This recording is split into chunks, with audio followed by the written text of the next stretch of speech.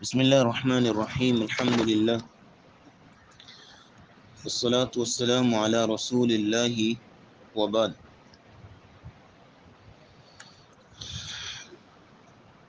سورۃ النور کی آیت نمبر 32 سے آج ہمارا سبق ہے، اور اب اس رکوع میں یہ 5واں حکم آنے لگا ہے کہ جو بے حیائی کو، بدکاری کو روکنے کے لیے، اس کے سد باب کے لیے جو اللہ رب العزت نے اصول اور قانون دیے ہیں، ان میں سے اب یہ 5واں حکم ہے۔ اس سے قبل 4 احکام آپ سن چکے ہیں قرآن کی روشنی میں، اور پلس 4 احکام ہم نے پچھلے درس میں حدیث کی روشنی میں بیان کیے تھے۔ تو ٹوٹل یہ 8 اصول بن جاتے ہیں اب تک، کہ جو معاشرے میں، کسی بھی معاشرے میں اگر اجتماعی طور پر ان کو اپلائی کیا جائے، قرآن و سنت کے ان اصولوں کو، تو 100% جو بے حیائی ہے، فحاشی ہے، اس کو روکا جا سکتا ہے، اس کا سد باب کیا جا سکتا ہے۔ کیونکہ انہی اصولوں کی بنیاد پہ نبی اسلام نے مدینہ میں ایک پرامن اور انتہائی خوبصورت معاشرہ قائم کیا تھا۔ اب 5واں حکم ہے اس رکوع میں، اور وہ ہے کہ نکاح کو عام کیا جائے، اور نکاح کو جتنا لیٹ کیا جائے گا، بلا وجہ تاخیر کی جائے گی، اتنا ہی اس کی وجہ سے بھی بہت سی خرابی پیدا ہو سکتی ہے، فتنے پیدا ہو سکتے ہیں۔ اس لیے پھر اس کو حکمن یہاں پہ کہا گیا۔ اللہ نے، ایک تو ہوتا ہے نا مشورہ دینا، رائے دینا، اللہ یہ بھی انداز استعمال کرتے ہیں بعض اوقات مشورہ دینے کی، رائے دینے کی، کیونکہ وہ چیز فرض نہیں ہوتی، لیکن یہاں تو حکمن اللہ رب العزت نے کہا، فرمایا وَأَنْكِحُوا الْأَيَامَ مِنْكُمْ وَالصَّالِحِينَ مِنْ عِبَادِكُمْ، وَأَنْكِحُوا اور تم نکاح کر دو، الایام منکم تم میں سے جو بے نکاح ہیں۔ یہ الایامہ کا لفظ بے نکاح اس لیے استعمال کیا گیا ہے کہ الایامہ، آم یعیم ایمن، اس کا جو واحد آتا ہے وہ ایمن ہوتا ہے، اور ایمن ہر اس عورت کو کہتے ہیں جس کا شوہر نہ ہو۔ وہ کنواری بھی ہو سکتی ہے، بیوہ بھی ہو سکتی ہے، مطلقہ بھی ہو سکتی ہے، اس لیے ورڈ وہ یوز کیا کہ جس میں ساری آ جائیں۔ یہ نہیں کہا کہ صرف کنواریوں کے ہی جو ہے وہ کر دو، نہیں، الایامہ کا لفظ استعمال کیا جس میں تینوں خواتین آتی ہیں، کنواری، طلاق یافتہ اور بیوہ، اور پلس وہ مرد بھی آتے ہیں کہ جو کنوارے ہوں اور ایسے ہوں کہ جن کی بیوی یا تو فوت ہو چکی ہو یا انہوں نے طلاق دے چکی ہو، اور یعنی کہ وہ بھی بغیر جو ہے وہ ایسی زندگی کے کہ جس میں بیوی نہیں ہے اس سے رہ رہے ہیں۔ تو الایامہ کا لفظ اس لیے استعمال کیا اللہ نے تاکہ تمام ایسوں کو آ جائے کہ جو کہ بغیر جو ہے وہ بیوی کے شوہر رہ رہے ہیں اور بغیر شوہر کی بیویاں عورتیں رہ رہی ہیں۔ وَأَنْكِحُوا اور نکاح کر دو۔ اب یہاں کہا جا رہا ہے نکاح کر دو، نکاح کر لو نہیں کہا کہ تم خود جا کے نکاح کر لو، نہیں، نکاح کر دو کا، کیونکہ بغیر ولی کی اجازت کے اور بغیر ولی کے شامل ہوئے نکاح ہو ہی نہیں سکتا۔ نبی کریم صلی اللہ علیہ وسلم کی حدیث ہے، آپ نے فرمایا لا نکاح الا بولی، سنن ابی داؤد کی حدیث کہ بغیر ولی کے نکاح ہوتے، لا نکاح کوئی نکاح نہیں ہے، الا بولی مگر ولی کے ساتھ۔ اور ایک روایت میں آتا ہے ایم امرأۃ نکحت بغیر اذن ولیہا، کوئی بھی عورت بغیر ولی کی اجازت کے نکاح کرتی ہے، فنکاحها باطل باطل باطل، 3 مرتبہ دہرایا، کہا کہ اس کا نکاح باطل ہے، باطل ہے، باطل ہے۔ اب جس نکاح کے بارے میں نبی اسلام نے سند جاری کر دی، آپ اسلام نے 3 مرتبہ بول دیا کہ وہ نکاح باطل ہے، اب اس نکاح کی کیا شرعی حیثیت رہ جاتی ہے، اور اس کے نتیجے میں جو اولاد ہوگی وہ بھی ہمارے سامنے۔ اور یہ جو آج کل قانونی طور پر بھی ہم نے اس کو جائز سمجھا ہوا ہے، یہ پاکستانی قانون میں جو ہے وہ کورٹ میرج کا ایک جو سسٹم کھولا ہوتا ہے، پھر اس میں یہ ہے کہ جس کا دل کرتا ہے اور جا کے وہاں پہ سائن کرے اور نکاح ہو گیا، تو یہ نکاح باطل ہے۔ نبی اسلام کے واضح احادیث کی مخالفت کر رہا ہے یہ پورا ڈپارٹمنٹ، یہ پورا محکمہ کورٹ میرج کا۔ یعنی پورا یہ محکمہ رسول اللہ کی مخالفت میں کے لیے بیٹھا ہوا ہے، اور اس کی جو تنخواہیں ہیں اور اس میں جو عملہ کام کر رہے ہیں وہ خود دیکھ لے کہ ان کی یہ کمائی کہاں سے آ رہی ہے۔ تو وَأَنْكِحُوا کا لفظ استعمال کیا کہ نکاح کر دو۔ اب انکحوا فعل امر ہے، یہ بھی آپ نوٹ کر لیں، اور عربی زبان کا گرامر کا ایک اصول ہے، گرامر کا نہیں بلکہ فقہ کا یہ اصول ہے، الامر تدل علی الوجوب، کہ امر جو ہے وہ واجبیت پر، فرضیت پر دلالت کرتا ہے۔ جب اللہ کسی بات کا آرڈر دیتے ہیں نا، فعل امر استعمال کرتے ہیں، آرڈر کا صیغہ استعمال کرتے ہیں، تو پھر اس کا مطلب ہوتا ہے کہ امر ہے، واجب ہے، فرض ہے۔ تو اب بعض علماء نے کہا کہ نکاح واجب ہے، بعض نے کہا مستحب ہے، بعض نے کہا مباح ہے، بعض نے کہا سنت مؤکدہ ہے۔ یہ جو چار احکام میں نے آپ کے سامنے رکھے ہیں، یہ حالات کے مطابق ہیں، کہ اگر کسی شخص کو لگتا ہے کہ اگر وہ بے نکاح ہے تو اس کو فتنوں میں پڑنے کے بہت زیادہ چانسز ہیں اور بڑی مشکل سے فتنوں سے بچ رہا ہے، تو اس کے لیے نکاح واجب ہے۔ پھر اسی اعتبار سے حالات کے مطابق یہ حکم چینج ہوگا، بعض کے لیے مباح ہو جائے گا، بعض کے لیے مستحب ہو جائے گا، اور بعض کے لیے سنت مؤکدہ بنے گا، اس بندے کی پرسنل سچویشن کو دیکھتے ہوئے کہ وہ کہاں تک جو ہے وہ فتنوں سے بچ سکتا ہے۔ کہا گیا وَأَنْكِحُوا الْأَيَامَ، اور تم نکاح کر دو الایام منکم، تم میں سے جو الایام ہیں، یعنی ایسی عورتیں یا ایسے مرد، جیسے میں نے وضاحت کر دی۔ تو نبی کریم صلی اللہ علیہ وسلم نے علی رضی اللہ تعالیٰ عنہ کو حکم دیا، فرمایا ثلاث لا تؤخرها، اے علی تین چیزوں کو کبھی بھی لیٹ نہ کرو، تین چیزوں کو کبھی بھی اس میں تاخیر نہ کرو۔ نمبر ایک الصلاۃ اذا آنت، نماز جب اس کا وقت آ جائے، کبھی بھی اس کو لیٹ نہ، نماز کا ٹائم ہو گیا پہلے نماز پڑھو، یہ کہ آپ نے آپ کو تسلی دینا، اچھا بعد میں پڑھ لوں، اچھا اگلی نماز کے ساتھ پڑھ لوں، اس میں جو ہے وہ اپنے یہ سارے ٹکوسلے ہوتے ہیں، بہانے ہوتے ہیں، شیطان جو کہ اسی طرح لگانا چاہ رہا ہوتا ہے، پڑھنے کو دل نہیں کر رہا ہوتا تو وہ انسان بہانوں سے اپنے آپ کو تسلی دیتا ہے۔ تو الصلاۃ اذا آنت، جب نماز کا ٹائم ہو جائے تاخیر نہ کرو،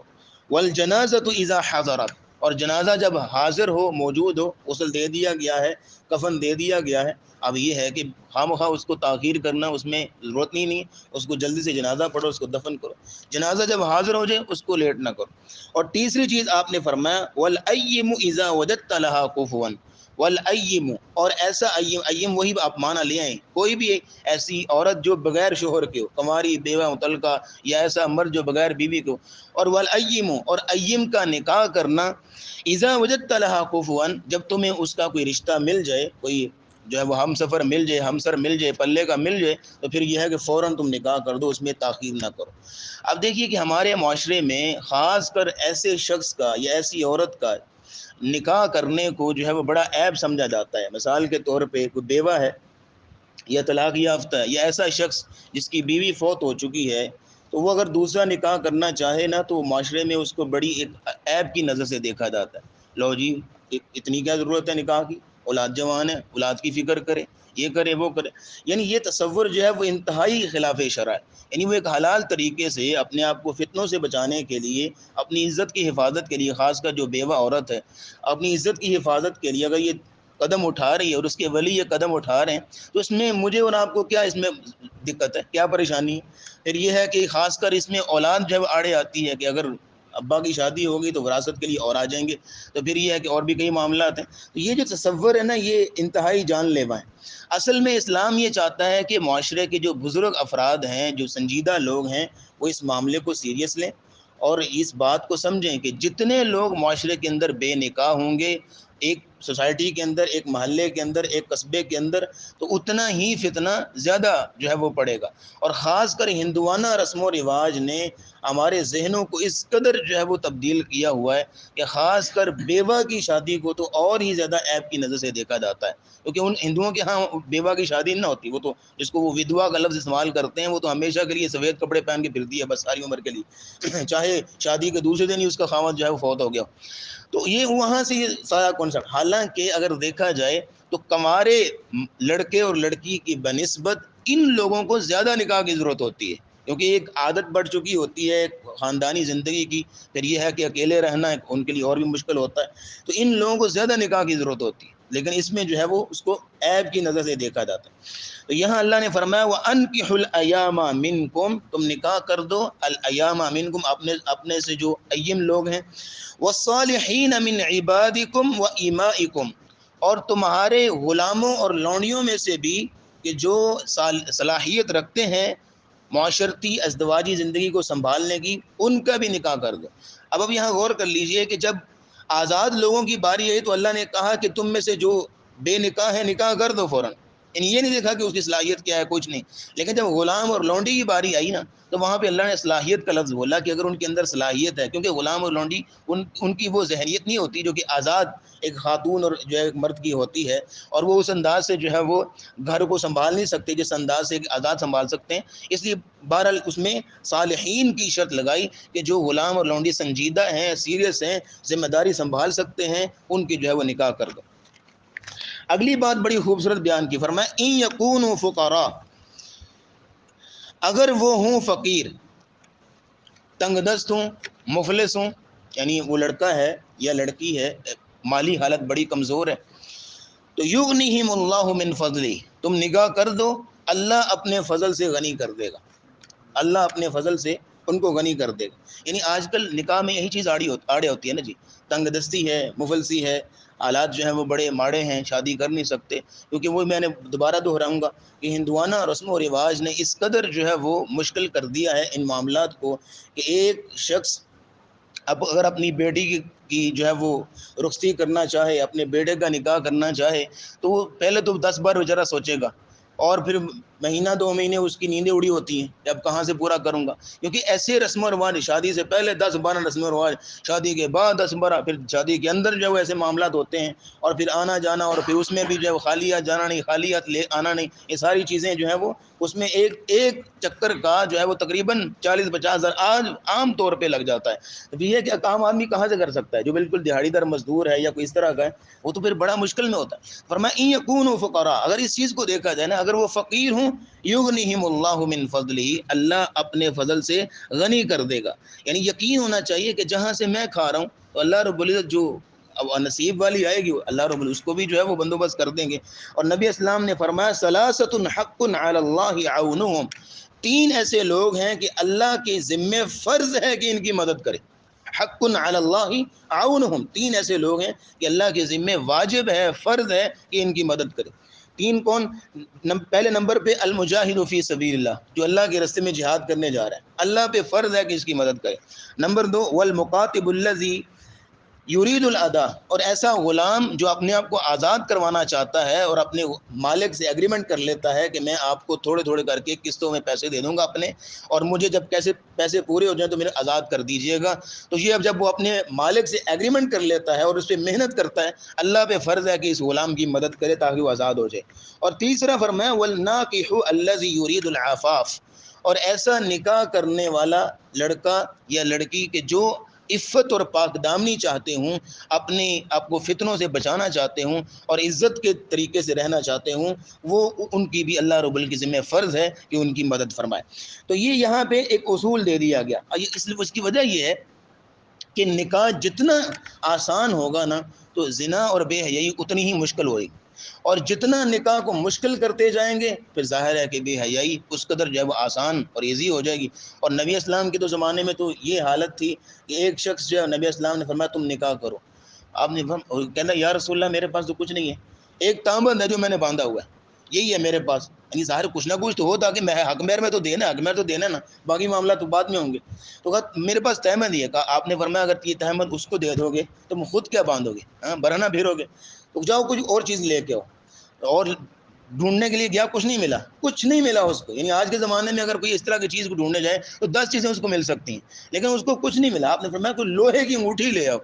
یا رسول اللہ پھر کے آ گیا گھوم کے کہ یا رسول اللہ لوہے کی انگوٹھی بھی نہیں ہے۔ اچھا تمہیں کچھ صورتیں یاد ہیں؟ جی یا رسول اللہ یاد ہے۔ کہا حق مہر میں کچھ صورتیں اس کو یاد کرا دینا، یہی تمہارا حق مہر۔ تو نکاح کر دیا۔ یعنی اس قدر آسان کیا نکاح کو رسول اللہ نے، اس قدر آسان کیا. اور اگر اس معاشرے میں اس کو مشکل کر دیا جاتا آج کے زمانے کی طرح تو پھر یہ ہے کہ اسی طرح بے راہ روی کا شکار ہوتے ہیں ہم، اور اسی طرح کی جو ہے وہ فحاشی اور بے حیائی میں دیکھنا پڑتی. لیکن نبی اسلام نے نکاح کو آسان بڑھایا. ان یکونوا فقراء یغنیہم اللہ من فضلہ، اگر وہ فقیر ہوں تو اللہ ان کو اپنے فضل سے غنی کر دے گا. واللہ، اور آیت کی اینڈنگ بڑی خوبصورت انداز ہے، کیونکہ جو ٹاپک چل رہا ہوتا ہے نا آیت میں، آیت کی اینڈنگ بھی اسی طرح ہوتی ہے. اور میں واللہ واسع علیم، اللہ بڑی وسعتوں والا ہے، یعنی اللہ کے پاس بڑے خزانے ہیں.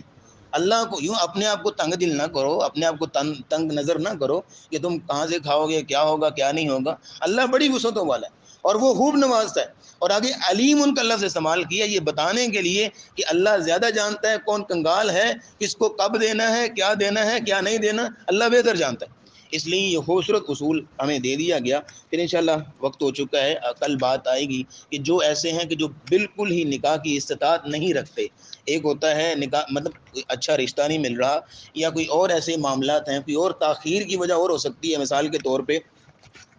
جو ہے وہ گھر میں بیٹی جوان ہے، بیٹیاں جوان ہیں، تو پھر یہ ہے کہ ماں باپ کی خواہش یہ ہوتی ہے کہ پہلے ان بیٹیوں کو رخصت کر دیا جائے، پھر جو ہے وہ بیٹے کی باری آئے گی. تو اب اس بیٹے کے لیے کہ جو اس کے ابھی حالات ایسے جو ہے مناسب نہیں آ رہے نکاح کے، اس کو کیا کرنا چاہیے، کس انداز سے اپنے آپ کو رکھنا چاہیے، وہ اگلی آیت میں اللہ نے بیان کیا کہ جب تک نکاح نہیں ہوتا تب تک تم نے کس انداز سے زندگی گزارنی ہے. انشاءاللہ وہ اصول کل آئیں گے. وآخر دعوانا الحمدللہ رب العالمین.